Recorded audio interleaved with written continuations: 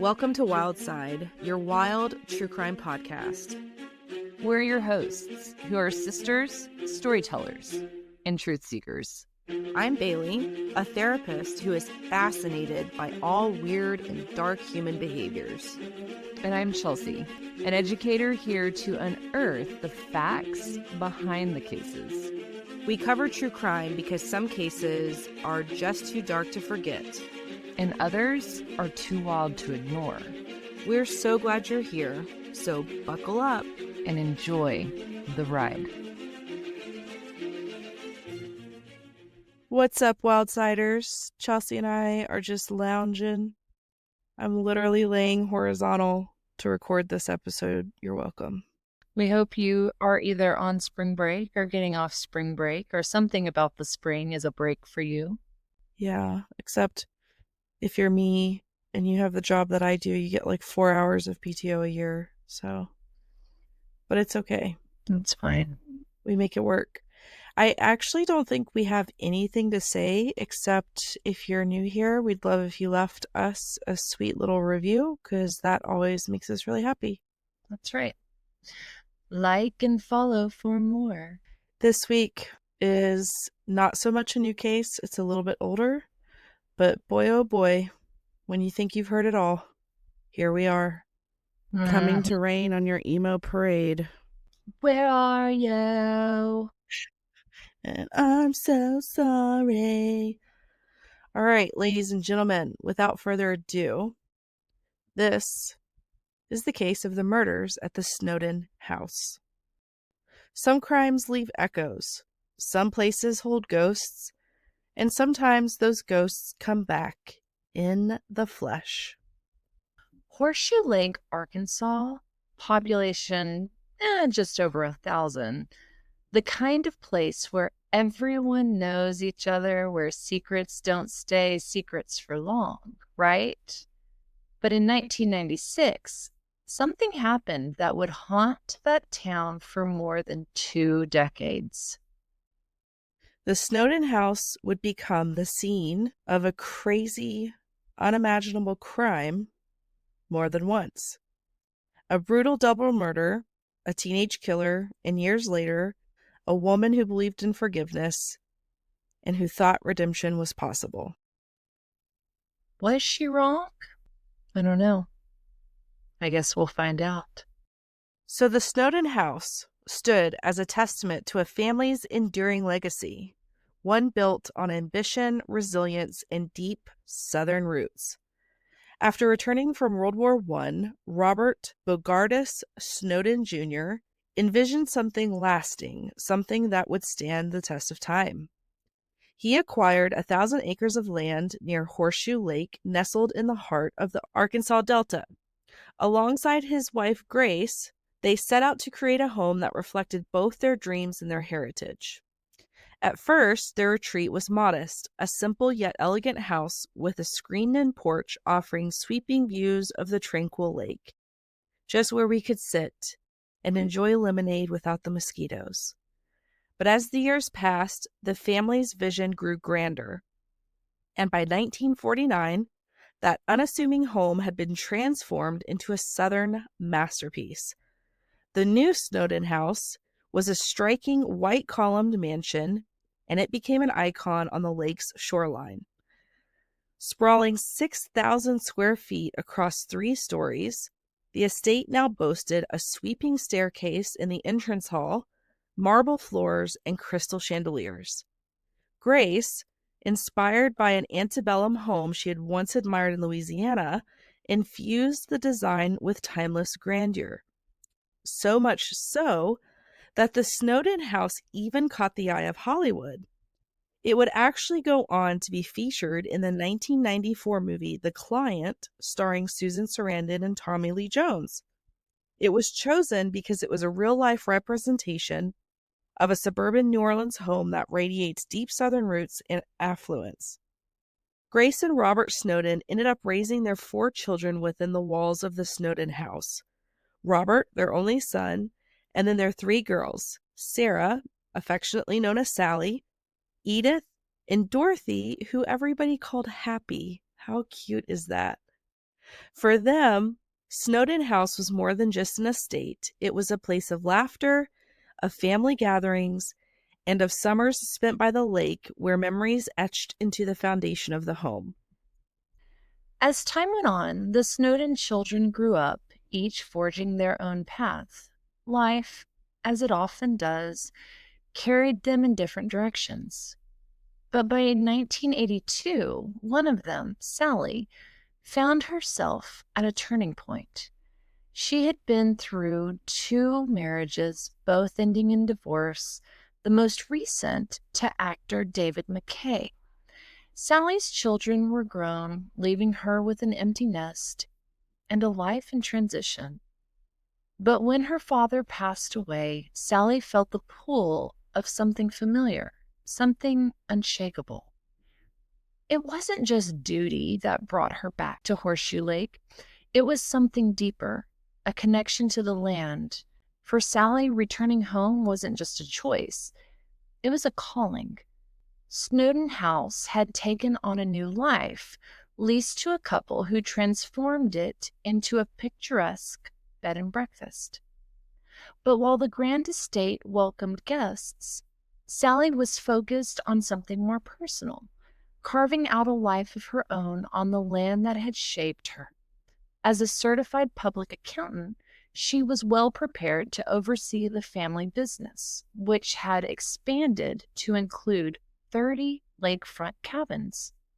Alongside managing the estate, she ran an antique shop, curating pieces from the past while preserving the legacy of her own. The home that had once been the backdrop of her childhood now stood as a monument to the generations before her, a place where history lingered in the walls and the weight of the past was impossible to ignore. For years, Sally remained devoted to the Snowden estate, and life on Horseshoe Lake had settled into a familiar rhythm, one where history and responsibility intertwined. By the fall of 1996, Sally had long since made the estate her own, tending to its affairs with the same steadfast dedication she had always shown.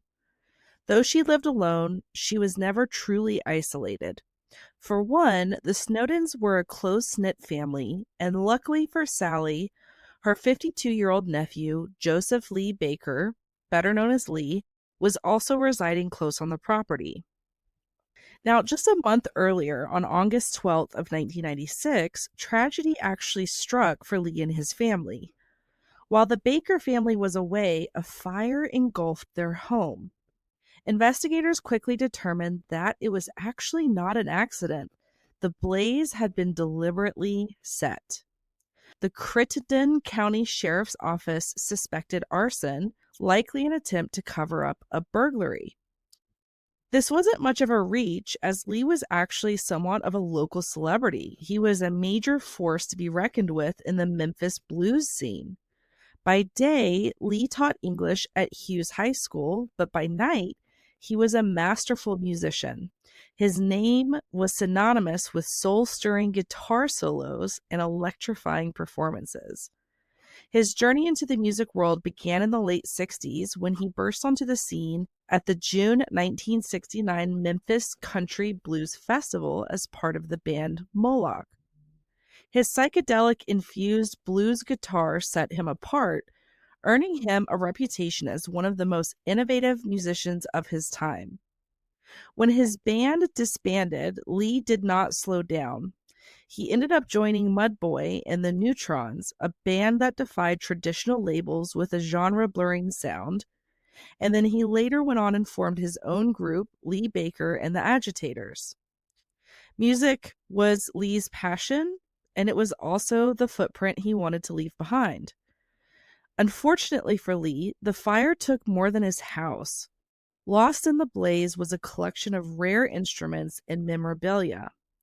Among it was his most treasured possessions, which was an irreplaceable guitar that once belonged to Fury Lewis, an early blues legend. Not to mention a substantial amount of cash that Lee kept in the house that he intended for his band's upcoming record.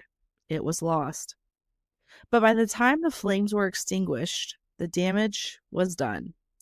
After losing his house in the fire, Lee, along with his wife and children, ended up relocating onto the Snowden property in a cabin that was just 100 yards away from Aunt Sally's house.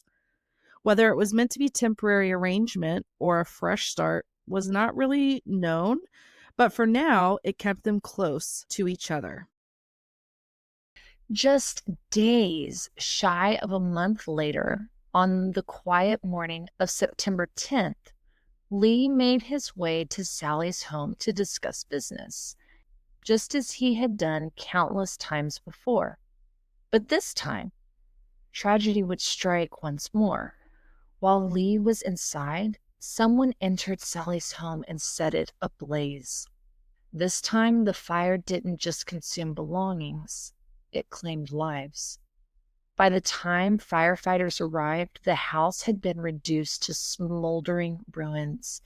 Inside, they discovered the bodies of 75-year-old Sally and 53-year-old Lee, lying near each other amidst the charred remains. It was almost beyond comprehension. 2 devastating fires in such a short span of time? At first, it seemed they had perished from smoke inhalation in the blaze. But a closer examination told a different story. An autopsy revealed that neither Lee nor Sally had died from the fire. Both had been shot to death before the flames had even started, sometime between 10:30 and 11 a.m. Investigators were led to suspect burglary as the motive once again. However, a neighbor made a chilling discovery.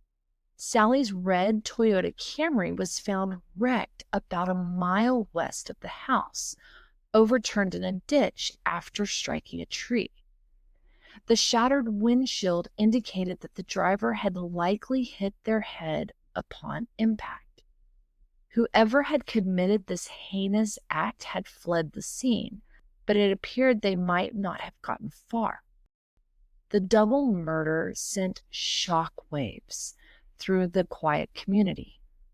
Fear crept into the hearts of the residents. Was the killer still among them? Neighbors locked the doors, cast wary glances at strangers, and whispered theories about who could have committed such a brutal crime. The question lingered. Who had taken the lives of Sally McKay and Lee Baker? At least one answer to the many questions finally came on November 5th of 1996 when authorities arrested a suspect, a teenage boy by the name of Travis Lewis.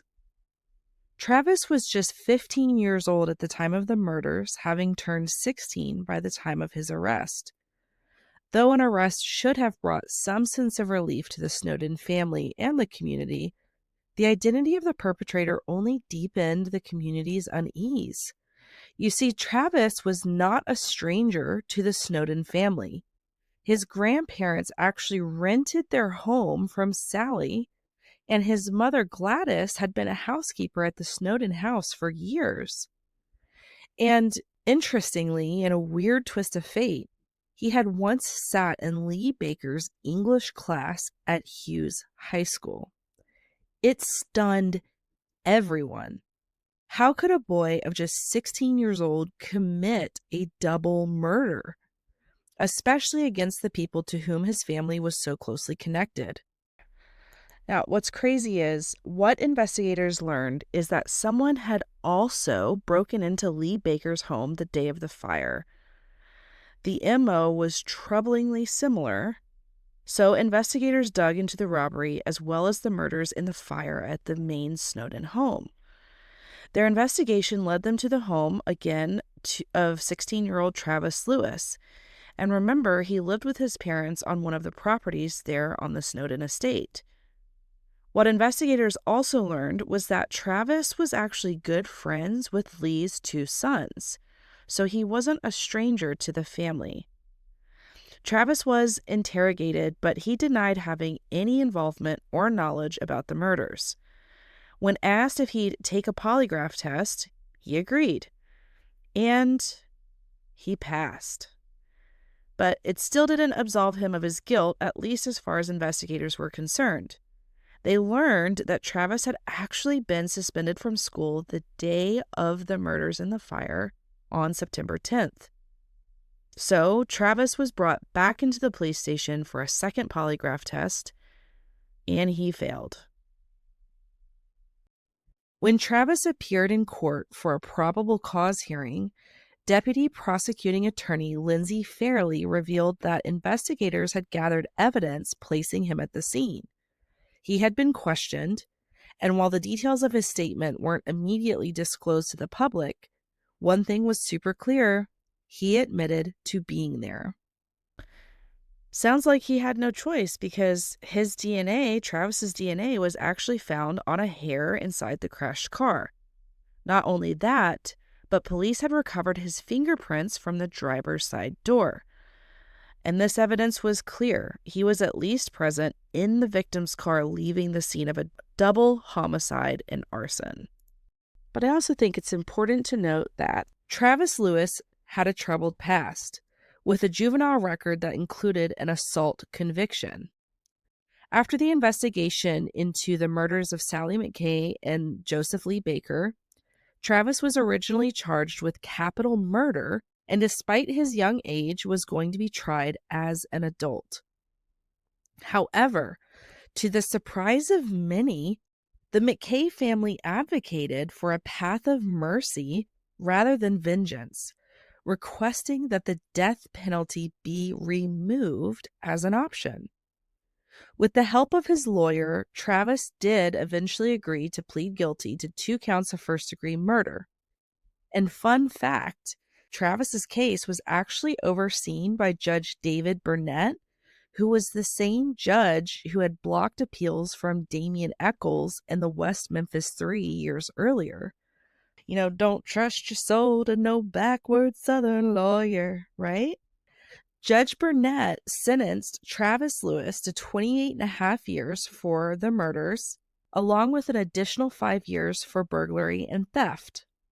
The sentences would run concurrently and had the stipulation that he would have to serve at least 70% of his sentence before he could be eligible for parole. However, shortly after his conviction, Lewis attempted to backtrack on his confession.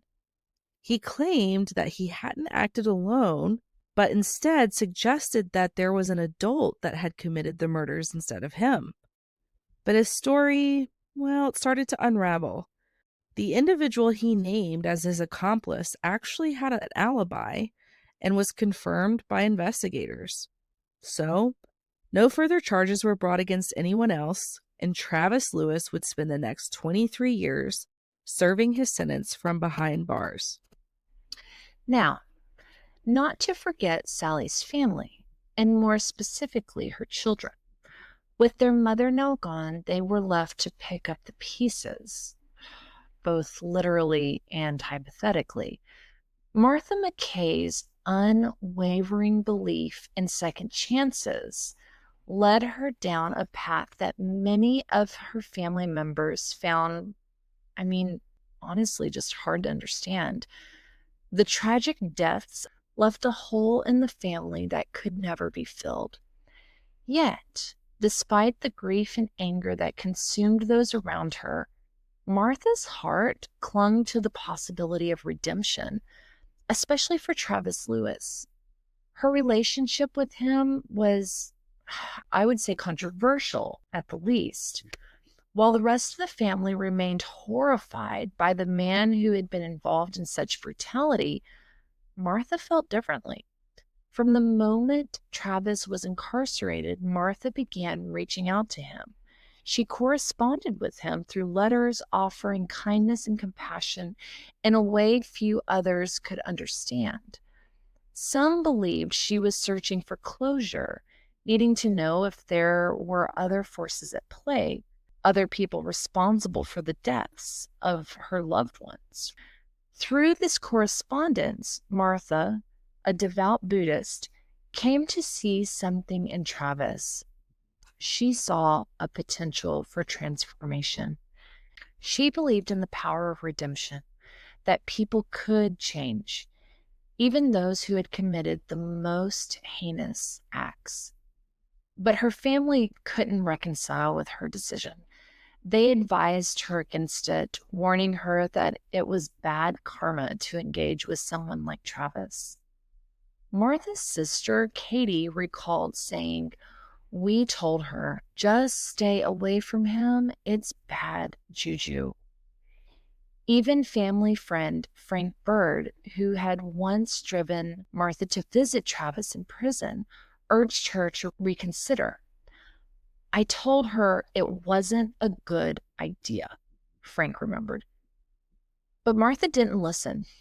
As Travis's parole hearings came up year after year after year, Martha stood as his only advocate, speaking on his behalf and fighting for his release.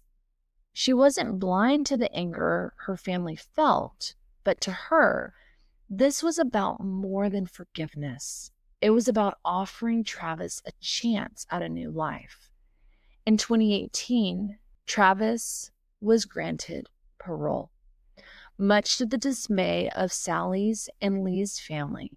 Still, Martha remained steadfast in her belief that everyone deserved a chance to rebuild their life, regardless of the past. Martha McKay's life had been defined by both the beauty of her family and her family's legacy, along with the devastating violence that forever changed it.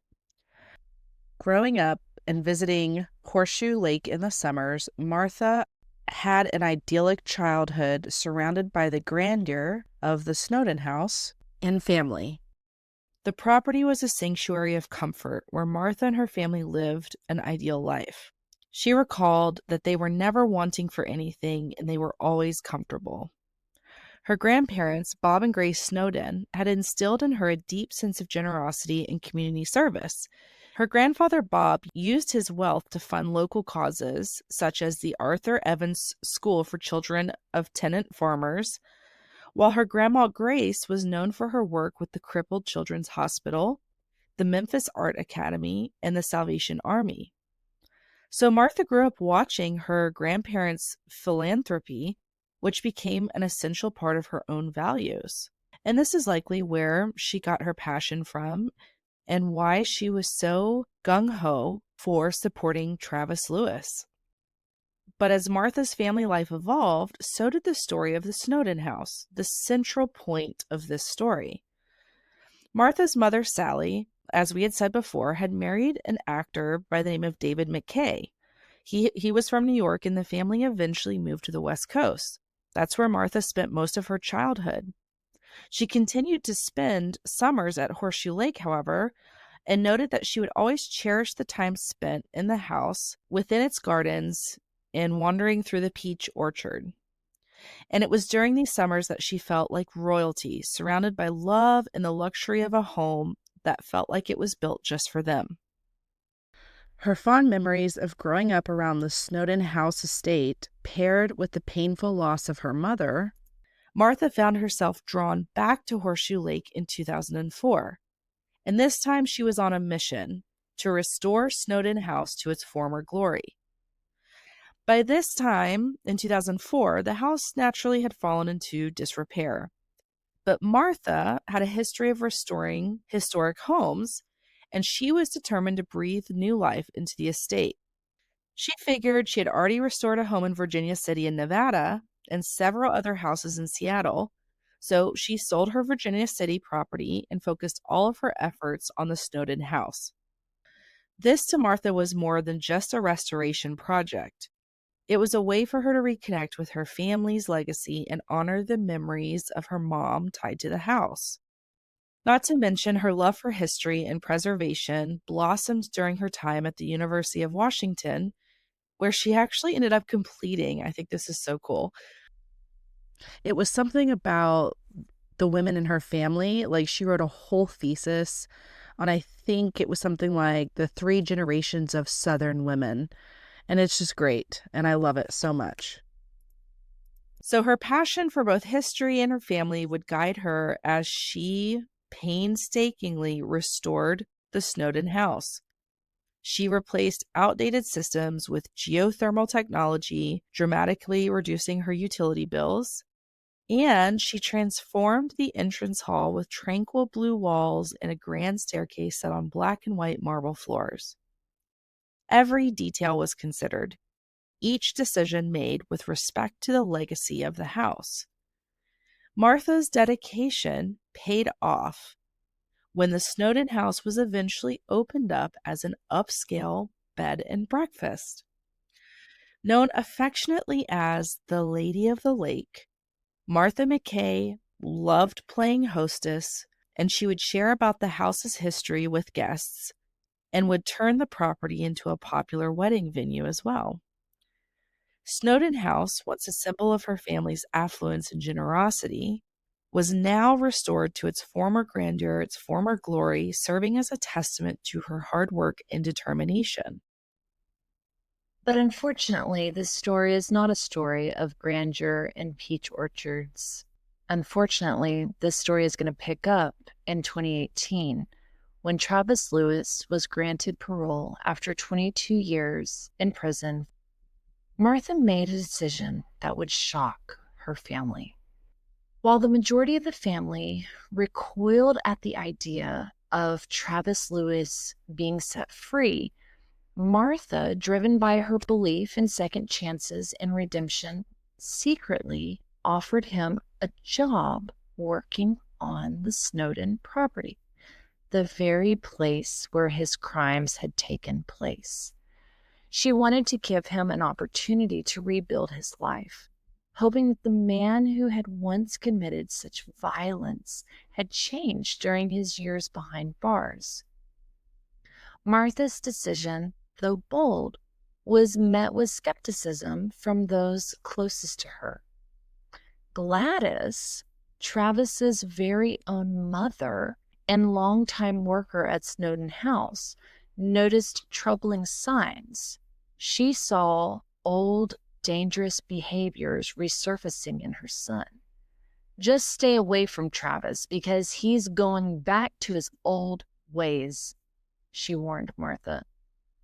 But Martha, ever hopeful, dismissed her concerns, holding tightly to her belief that people could change, even when the signs pointed in the opposite direction.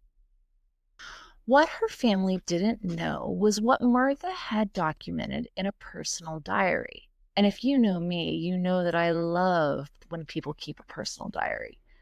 Martha had recently sold a valuable chandelier from the Snowden House for a whopping $10,000, intending to deposit the money into the bank.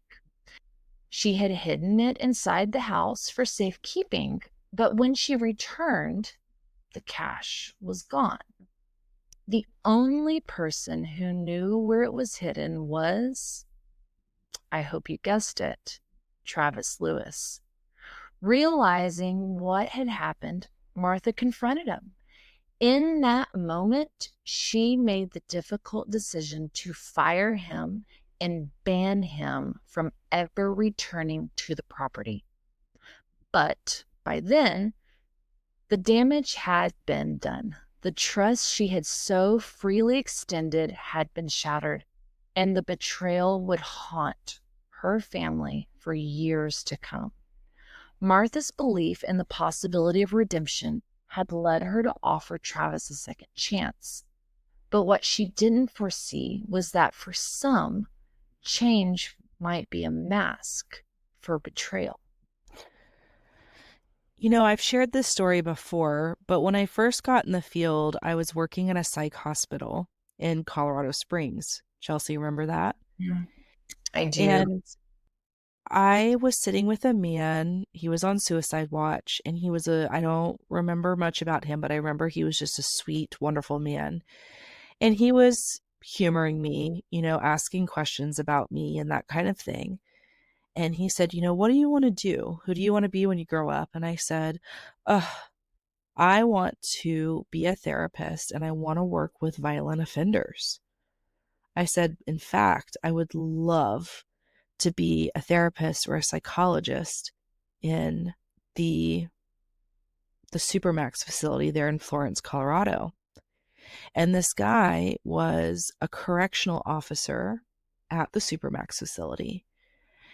And I'll never forget, he looked at me and he said, and he put his hands on the table and he leaned forward and he said, Bailey, you seem like a really sweet girl, but I'm telling you right now, you need to stay as far away from that place as you possibly can.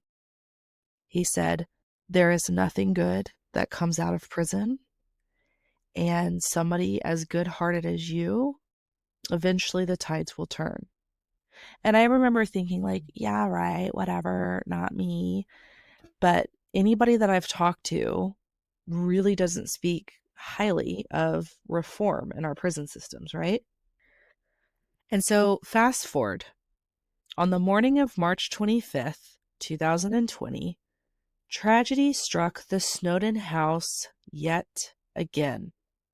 The piercing blare of a security alarm shattered the stillness of the early hours, prompting deputies to rush to the scene. Now, at first, everything appeared calm, as it should. The house stood undisturbed, offering no signs of distress. And after a thorough search, the officers were convinced that everything was fine. They left, but only for the alarm to sound again moments later. Upon their return, they found the back door slightly ajar, gently swaying in the breeze. How eerie is that, right? Cautiously, the officers entered the house. The only sound is their footsteps. What awaited them at the top of the stairs was nothing short of horrifying. A third McKay member lay dead. Wrapped in a blanket was the bloodied body of Martha McKay herself. Before they could process the gruesome discovery, a male's voice echoed from upstairs. The next moment, a figure plunged through a second-story window, crashing to the ground below. Without hesitation, the figure bolted across the lawn toward the lake with deputies in hot pursuit. Despite 2 taser shots aimed at him, he stayed just out of their reach. The figure jumped in a vehicle and attempted to flee, but it got stuck. So he threw open the door and made a dash to Horseshoe Lake, where he jumped into the icy waters. But the weight of his clothes combined with his frantic panic made it impossible for him to stay afloat, and very quickly he sank into the waters. Law enforcement immediately contacted the Arkansas Game and Fish Commission along with the Crittenden County Search and Rescue, who then deployed their sonar equipment to aid in the search and recovery of this killer. After hours and hours and hours of searching, they had done it. They found a body. As emergency personnel stood ashore and watched, the search and rescue team pulled Martha's killer from the lake. When pulled from the water, it didn't take long for anybody standing around to recognize just who this man was. Travis Lewis, the 39-year-old man who had a long and tragic connection to the McKay family. Years earlier, when he was 16, he had been convicted of the brutal murders of Martha McKay's mother and cousin. 24 years later, the man responsible for their deaths now claimed a third victim, Martha McKay. As authorities pieced together the final moments of Travis's life, they were still left with many questions, which I guess tends to be a theme surrounding this dude in general. He had come to the Snowden house with the intent to steal valuable items. But what began as a mere robbery quickly escalated into something much darker. Was the murder an accident, a violent outcome of a botched burglary, or had Travis's true intention all along been to kill Martha and take what he could?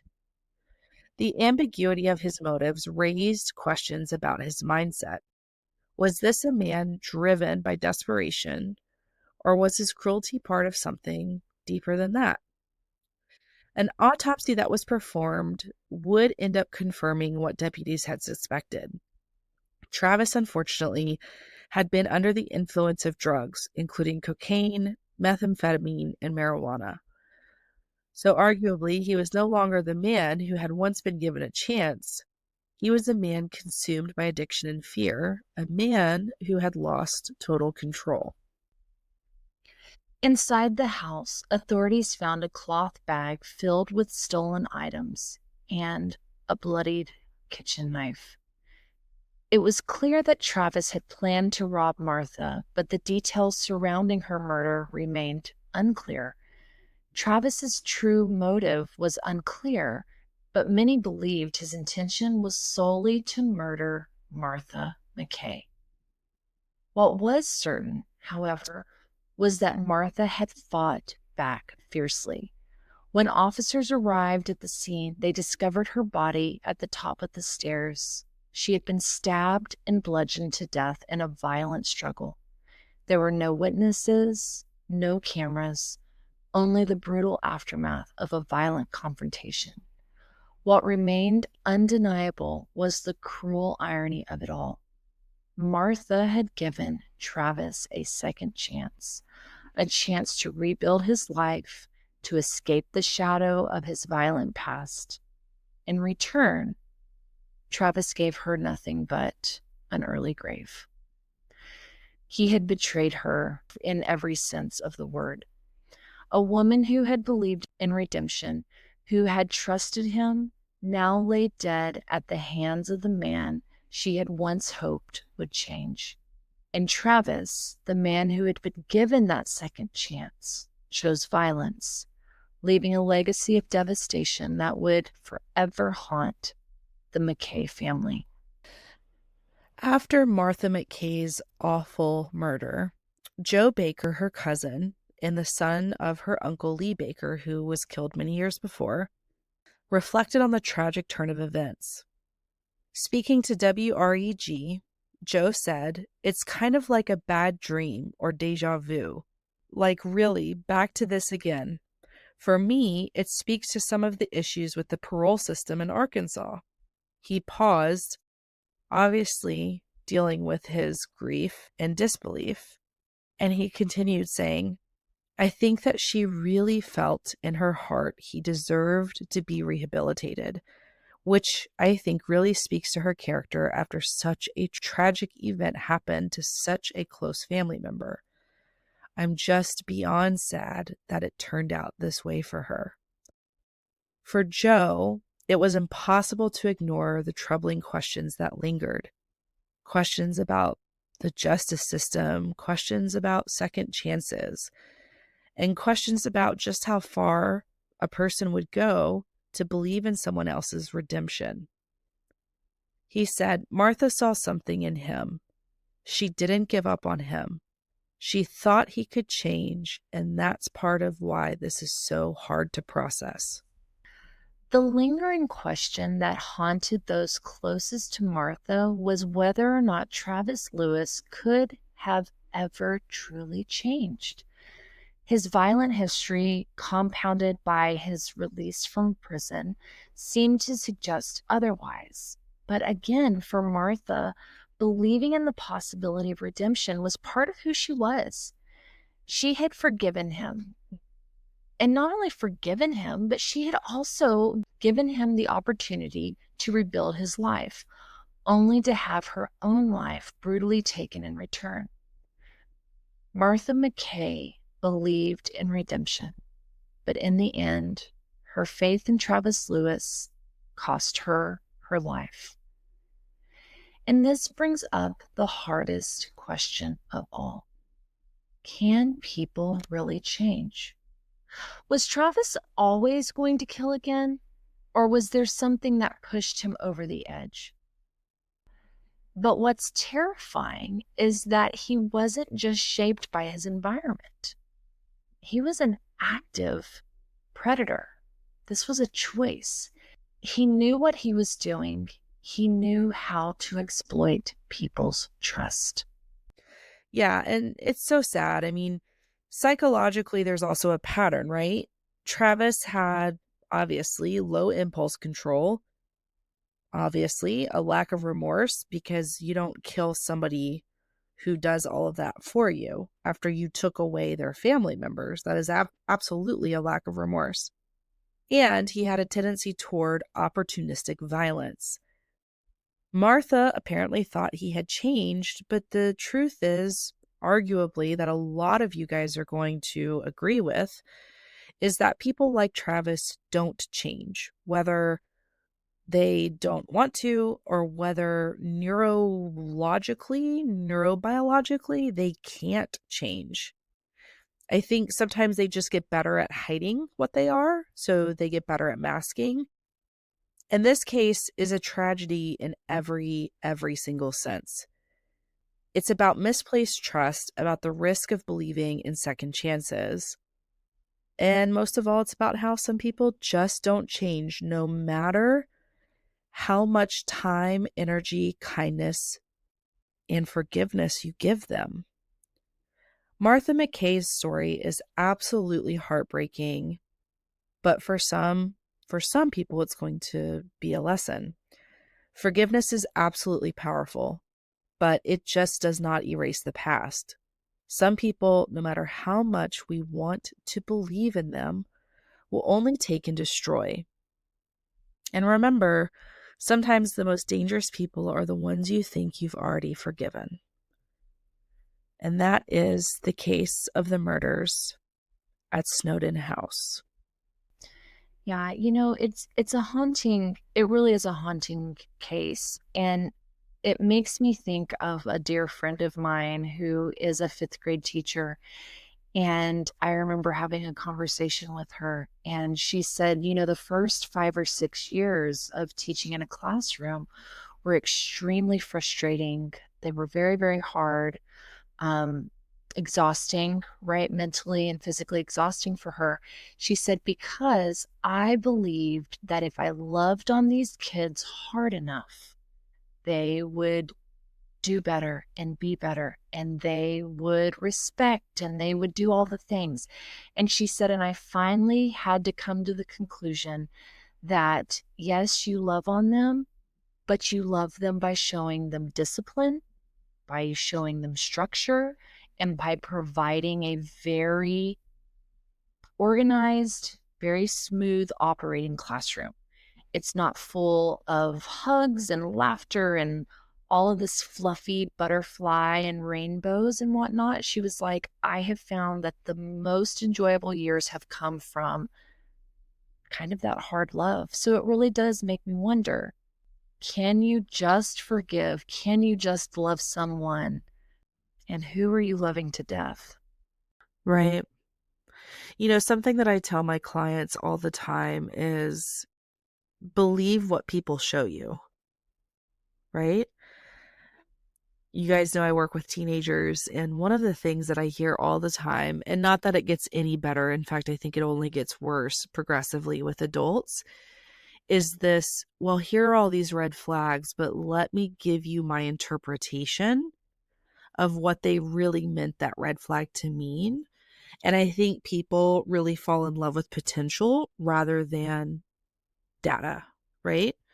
And, I remember having a conversation with an ex of mine one time, and we were, I don't know, a couple years in, and he was just very emotionally not there. He was very emotionally void. And I remember just having a conversation with him, like, it's really hard living with essentially a robot. And I'll never forget, he looked at me and he wasn't being mean, he wasn't being nasty, and he said, "Bailey, I told you this when we were dating. I told you that this is who I am. I told you that this is who I was. Don't get mad at me because you didn't listen." And that one really stuck with me because I was like, he absolutely did. He was like, "Oh, like I'm pretty invulnerable, like I don't open up, I don't really talk about my feelings." And I remember being like, "Yeah, that's normal, but like you'll grow out of it. You'll get better with it." I will And he did it. Florence Miguel you all the way to my version of normalcy. Yeah, I mean, I can change you.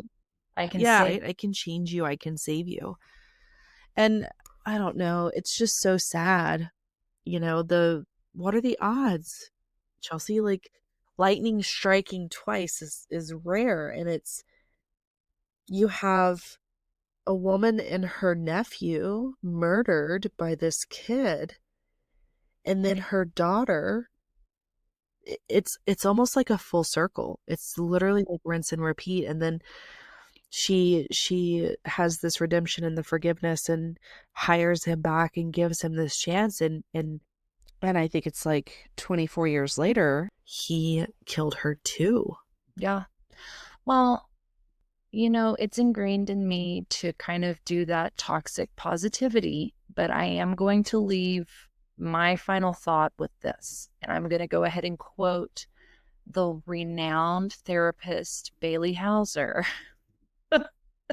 And I'm going to say, sober Travis might not have done that, but addicted Travis absolutely would. And I do think that we have to take that into consideration. You talk about it all the time. Sober somebody might not be able to go through with something like that. But when you add drugs and alcohol into it, you're dealing with a different thing. So, Yeah. I'll concede a little bit to that because I think that's absolutely a valid point. An altered mind and all of that. But the thing that I always go back to in these cases when there's substances involved is I worked in inpatient rehab for most of my career. And literally not a single person of the thousands of people that I worked with committed murder when they were when they were actively altered. sure. So I think that absolutely plays a part, but I also think there is a pre-existing issue and factor Mhm. that doesn't just come to light just because you're high on cocaine or meth. Sure. You know what I Sure. mean? Yeah. It's a sticky web, and I don't know. I'm with Bailey that I think the best thing that we can do is remember that sometimes the most dangerous people are the ones that you think you've already forgiven. Yeah. And don't fall in love with people's potential because the next thing you know, you're going to be waking up and nothing's changed. And it's 3, 5, 10 years later, still waiting on that potential to show through. But do absolutely hang out at lakes in Arkansas because they're hands down my favorite. Oh, Oh, for sure. For sure. And much love to the Snowden McKay families. I can't imagine having that interwoven into your family history. Like it's just really awful. And I also am going to encourage you guys not to talk smack on Martha for her decision because I think no. again that's that illusion of control. Like how could you do that? I would never. That was No. her decision. She obviously didn't think that this was going to happen. And people are allowed to forgive. They're allowed to believe in rehabilitation, and I think this unfortunately didn't work out for her favor, but I don't think this is a good time to victim blame either. Absolutely not. Absolutely not. It didn't work in her favor. But how many times do you hear of stories that work out for the best? That people do have turnarounds. So Yeah, I we don't could know. very easily cover a story where we did have a turnaround. So, anywho, I hope you guys enjoyed this one. I hope it brought some new thoughts, some new lights to some new issues. And I hope you're blessed by it. And as always, you guys, thank you so much for hanging out with us through this super wild and crazy ride. And as always, we'll catch you on the wild side. Bye, guys. Later, Gators.